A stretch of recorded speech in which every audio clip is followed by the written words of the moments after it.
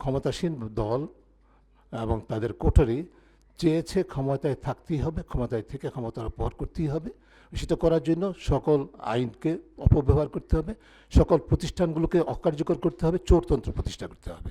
আমাদের রাজনৈতিক দলগুলো ক্রমাগতভাবে যে পুঁজিকে ধারণ করে বিকশিত হতে চাচ্ছে সেটা হচ্ছে তিনটা উপাদান: মানি, মাসল, ধর্ম, রিলিজিয়ন। অর্থ, পেশি, ধর্ম। অস্বীকার করার কোনো উপায় নেই। এবং সেটার মধ্যে কিন্তু you don't have to be religion based party. রাজনৈতিক এই যে ধর্মকে উদাহরণ হিসেবে বলি, ধর্মকে পুঁজি হিসাবে ব্যবহার করার জন্য কিন্তু আমার ধর্মভিত্তিক রাজনৈতিক দল হওয়ার দরকার নেই। একটা দৃষ্টান্তই যথেষ্ট। আহমেদীয়দের কথা বললেন না সাইদ ভাই? আহমেদীয়দের মুসলিম ঘোষণা অমুসলিম ঘোষণা করা হবে, বিশাল একটা জনসমাবেশ হলো। সেই জনসমাবেশে যারা নিজেদেরকে ধর্মভিত্তিক রাজনৈতিক দল মনে করে না, তাদের প্রতিনিধিরা কি ভূমিকা ঘোষণা দিয়েছেন মনে আছে আমাদের?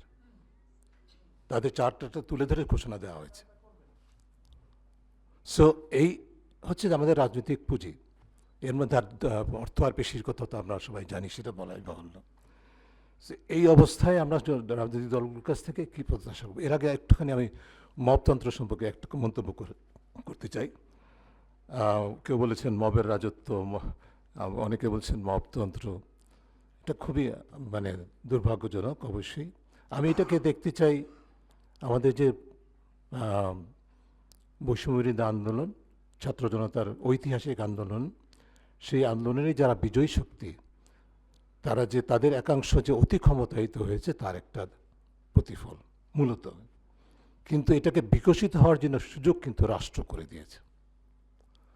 মবতন্ত্র আপনারা যদি একটু খেয়াল করে দেখেন, গণমাধ্যমের সহকর্মীরা এখানে আছেন, মবতন্ত্র বাংলাদেশে বলতে যা বোঝায় সেটা কিন্তু শুরু হয়েছে কোথায়? সবার আগে একবারে, এবং শুরু হয়ে সাফল্য অর্জন করেছে বাংলাদেশের আমলাতন্ত্রের কেন্দ্রবিন্দুতে অগাস্ট মাসের 9 তারিখে সচিবালয়ে যে মবতন্ত্র হয়েছে। এটা আমরা ভুলে যাব? শুধু তাই না, তার পরবর্তী ধারাবাহিকভাবে সারা দেশেই কিন্তু আমলাতন্ত্র বা প্রশাসন যন্ত্রে পদোন্নতি বদলি, এটি আমাদের পালা। এই আমাদের পালার যে সংস্কৃতি আমাদের রাজনীতি এবং আমলাতন্ত্রে নিবিড়ভাবে জেঁকে বসেছে, সেটার থেকে উত্তরণের জন্য যে পরিবর্তনটা দরকার, সেই পরিবর্তনের জন্য যে কথাটা অনেকেই বলেছেন, আমাদের রাজনৈতিক দলগুলোকে আয়নার সামনে দাঁড়াতে হবে।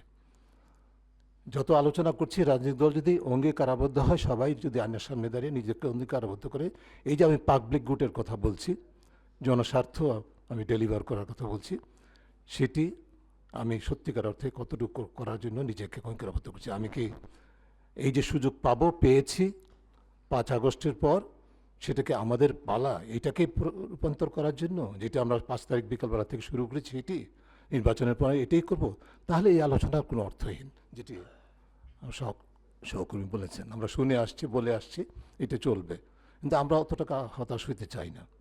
ক্ষমতাসীন দল এবং তাদের কোটরি চেয়েছে ক্ষমতায় থাকতেই হবে, ক্ষমতায় থেকে ক্ষমতার অপহার করতেই হবে। সেটা করার জন্য সকল আইনকে অপব্যবহার করতে হবে, সকল প্রতিষ্ঠানগুলোকে অকার্যকর করতে হবে, চোরতন্ত্র প্রতিষ্ঠা করতে হবে। সো কেন্দ্রবিন্দুতে এটা চালিকা শক্তি ছিল দুর্নীতি, ক্ষমতার অপব্যবহার।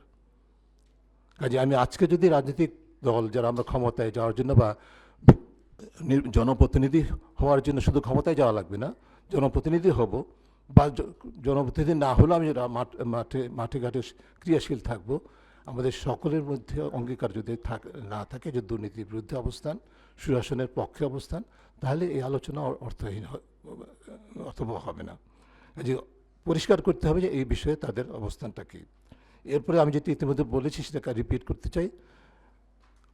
রাজনৈতিক দলের এবং ক্ষমতাশীল এবং ক্ষমতার বাইরে রাজনৈতিক দলের পুঁজি হিসাবে অর্থ, পেশি এবং ধর্মের ব্যবহারের সাথে জনস্বার্থের যে কনফ্লিক্ট, সেটাকে আমরা কিভাবে নিরসন করব, সেই অঙ্গীকার, সেই বিষয়টি খোলাসা করতে হবে রাজনৈতিক দলগুলোকে। জুলাই সনদের পক্ষে বা বিপক্ষে অবস্থান নেই প্রচার করি, তাহলে সেটা ট্রান্সপারেন্টলি, স্বচ্ছতার সাথে করি। আমরা জনগণকে পরিষ্কারভাবে বলি, আমি যদিও স্বাক্ষর করেছি, যদিও সেখানে আমি দিনের পর দিন ঐকমত্য কমিশনের আলোচনা সাপেক্ষে আমি সেটাতে ঐকমত্যে পৌঁছেছি, নোট অফ ডিসেন্ট ছিল বা নাই ছিল না, কিন্তু আমি এটার বিরোধিতা করছি। গণভোটে আমি না বলুন, আমি সেটা প্রকাশ্যে বলবো। সৎসাহস থাকলে সেটা বলুন, জনগণকে বলেন যে আমি রাষ্ট্র সংস্কার বিরুদ্ধে, প্রকাশ্যে বলেন। আর যদি সৎসাহস থাকে তাহলে প্রকাশ্যে বলেন আমি এটার পক্ষে। গণভোটে আমি হা ভোটের পক্ষে, কারণ আমি রাষ্ট্র সংস্কার চাই। বা গণভোটে আমি হা ভোটের বিপক্ষে, কারণ আমি এই যুক্তিতে রাষ্ট্র সংস্কার চাই না। আমাদের বৃহৎ দলগুলোর একটা সিংহভাগ আমরা যেটা দেখেছি শুরু থেকে একেবারে ঐকমত্য কমিশনের আলোচনার প্রথম দিন থেকে শেষ দিন পর্যন্ত একটি স্লোগান তারা বলেছেন, সরকারের হাত পা বেঁধে দিবেন না।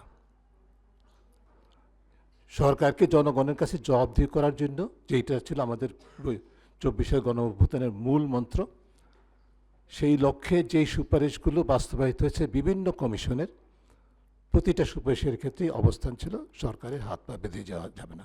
কেউ সরকারের হাত পা বেঁধে দিতে চায় নাই। সরকারের যে পাওয়ার, সেটাকে চ্যালেঞ্জ করার মতো ক্ষমতা জনগণের জন্য, সক্ষমতা যেন জনগণের থাকে, সেই লক্ষ্যে যে সুপারিশগুলো ছিল সেগুলোর বাস্তবায়নের পথে অন্তরায় সৃষ্টি করেছেন মূলধারা রাজনৈতিক দলগুলো। সেই কারণে হয়তো তারা প্রকাশ্যে জনগণের কাছে ভোট পেতে চেয়ে প্রকাশ্যে হয়তো বলতে চাচ্ছেন না, অপ্রকাশ্যে হয়তো তারা ক্যাম্পেইন করছেন বলে জানা যাচ্ছে। এই যে অপ্রকাশ্যে ক্যাম্পেইনটা বন্ধ করে প্রকাশ্যে করাটা ভালো। জনগণ জানুক, তারপরে জনগণ চয়েস করার সুযোগ পাবে, এবং সেটার প্রতিফলন শুধু গণভোটে নয়, জনগণ জাতীয় নির্বাচনও সেটার প্রতিফলন করবে বলে আমি বিশ্বাস করি।